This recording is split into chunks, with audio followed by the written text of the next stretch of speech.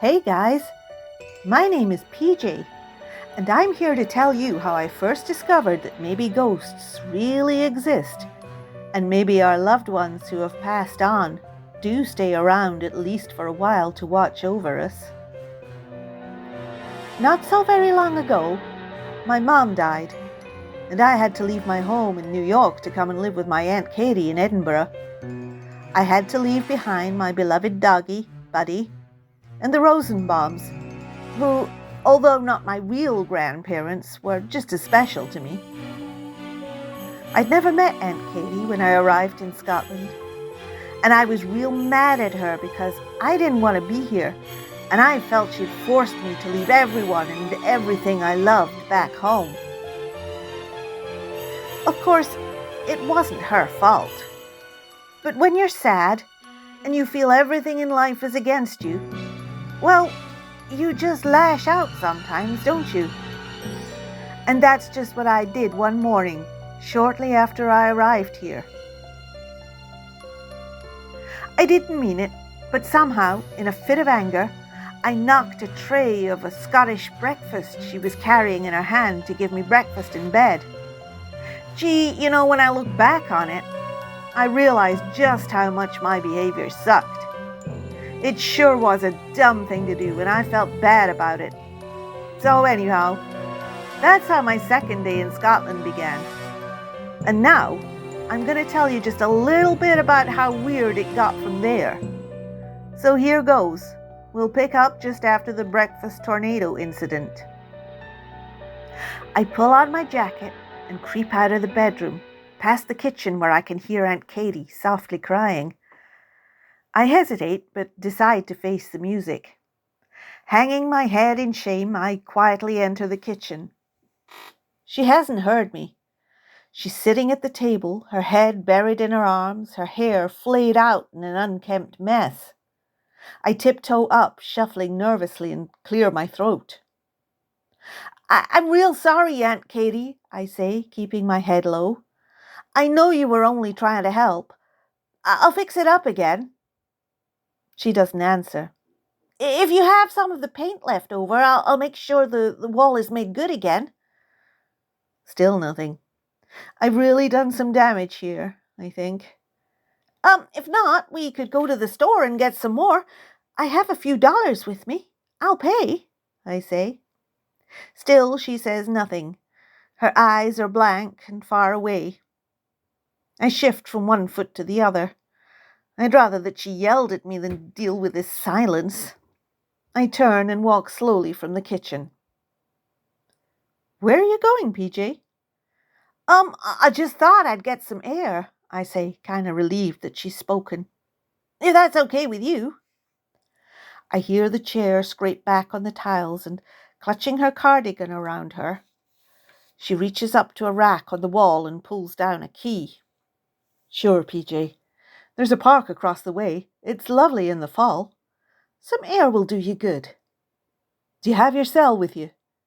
Yeah, I say, pulling it from my pocket as proof. Don't be too long then, or I'll worry. You'll be okay. Sure I will.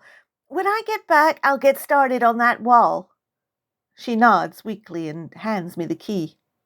I'll see you soon then, I say, and head out into the communal lobby. It takes a moment for my eyes to adjust to the gloom as the door clicks shut behind me. There's a staircase that spirals downwards to the ground floor. An acrid smell of disinfectant burns my nostrils. I lean over the banister and look down through the spiraling, ornately decorated black rails. Oh, I lurch backwards, and everything is spinning around. I put my hand out and grab the banister to steady myself. I should have eaten that bacon and egg. I can't remember when I last had anything other than the Tunnock's tea cake to eat. I realize it was at the Rosenbaums before we headed to the airport. How could I forget? No wonder I'm feeling dizzy. But the thought of food makes me feel sick. The lack of it isn't helping much either. My limbs feel weak, and I wonder how long it would take to starve to death. Then I could be with Mum. But I have a vision of Buddy, his trusting eyes imploring me to be strong, for him. I will, Buddy, I will. I'll be back with you and the Rosenbaums soon. I promise. I picture my message flying across the Atlantic, hoping that somehow he'll hear it. Sure is a long way down to the black and white tiled floor below, and I tread carefully, my hands clammily gripping onto the banister, taking each step slowly, just in case the dizziness comes back. Under any other circumstances, the banister would have been an enticing challenge, and I picture myself whooping with delight and hollering with laughter as my friends and I straddle the shiny handrail and helter-skelter down by the seat of our pants. Gee, I miss the guys, Dean and Kyle, the laughs we had together. If only they could be here now, or I could be back home with them. When I reach the bottom of the stairs, I see there are 2 more apartment doors directly below those on the first floor. Ahead of me is the common door to the outside world. There's a table against the wall to my left, and mail sits on a neat pile on the top. There's a layer of dust dulling the shine of the dark wood, and I wonder why the cleaners haven't touched this since they've obviously been here today. I head for the door and stretch up to release the catch. Behind me, I hear a loud creak that makes me jump. Curious, I look around to see that the door next to the table has opened just a little. I wait. There is a soft swish, swish, bump, swish, swish, bump sound as the door opens wider and an old woman appears, her shoulders rounded, one hand on a cane that she uses to steady herself. She's wearing a robe and slippers. Her hair is silvery grey and sticks up in crazy peaks as though she hasn't brushed it in years. "Who's there?" Her voice is thin and high and kind of trembles. Oh, something about her makes me want to pretend I hadn't heard her and just go on my way. But she turns and stares in my direction. Oh, darn it. "Who are you?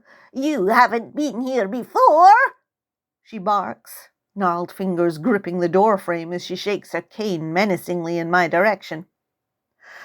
My name is PJ, ma'am. I'm staying for a short while with my Aunt Katie upstairs." "Have you seen him at all?" I hesitate, waiting for my chance to escape the crazy lady. "I'm sorry, ma'am. Seen who?" "Azrael, my cat, of course." She harumphs impatiently. "Of course. Silly me. I knew that." "No, ma'am. No cats around here," I say, looking around the lobby, just to be sure. "Oh." Her shoulders slump.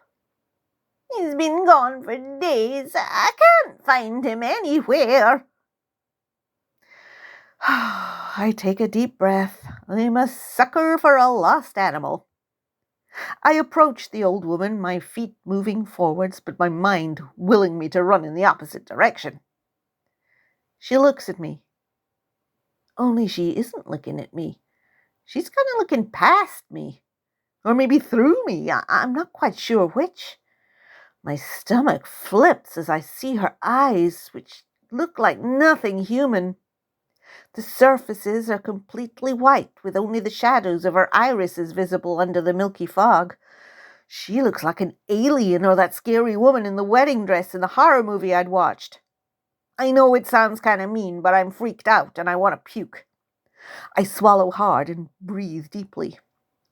"I'll sure look out for Azrael," I say, trying to keep my voice steady so as not to betray the queasiness rolling around my insides. I don't look at those scary eyes, preferring to inspect my sneakers instead. What does he look like? "Well, he's black and white and fluffy with emerald green eyes." Describes just about any cat, then. That narrows the field a bit. "He has a tartan collar around his neck with a bell on it," she adds helpfully, still gazing somewhere beyond me. "Well, I'm just out for a walk. I'll be sure to keep a lookout for him," I assure her. "You'll come back and let me know, won't you?" I'll be waiting. Oh, and your mum's here? She has a message for you. I'll tell you later when you've found Asriel. What the? She looks unseeingly in my direction, a thin smile drawn across her lips, and I shudder. She's clearly cray-cray. Sure thing, ma'am. I shuffle uncomfortably, eager to bring the conversation to an end. I'll be off then and see if I can find him. She nods and turns towards her door, the swish-swish of her slippers scuffling the tiled floor, followed by the dull bump of her walking stick, the only sounds filling the lobby. I breathe a sigh of relief as the door clicks shut behind her, and I make a hasty exit from the building.